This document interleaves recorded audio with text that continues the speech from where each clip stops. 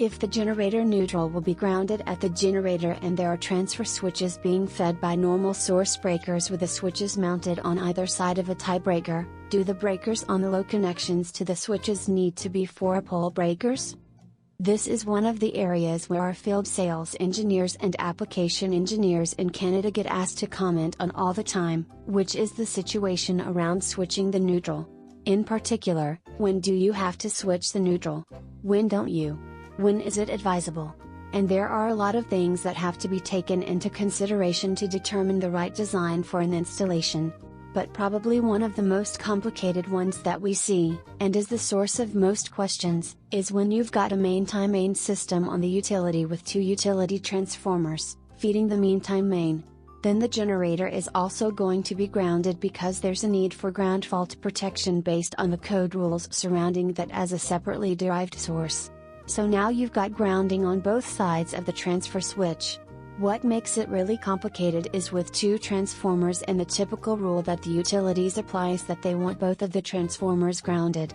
Now, I think there is a provision in Canadian electrical code that allows you to have a common ground point also for a single grounding point for the services, but from what we understand that is really frowned upon because that actually can easily be defeated.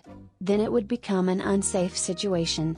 Typically we see the main timing situation, 2 transformers both grounded, and then if you've got grounding on the generator point, you could have 3 potential paths for circulating ground fault currents. The way to get around that is, if you have some sort of ground fault sensing circuit. In particular, the MDGF systems that are currently available that use a CT that connects to the line side of each breaker and then also reads the neutral current coming back at each point. Then you can submit that and determine if there is an objectionable ground fault in the system and if action needs to be taken to isolate that. The nice thing about the systems available today is that all the breakers are interconnected and can share information electronically.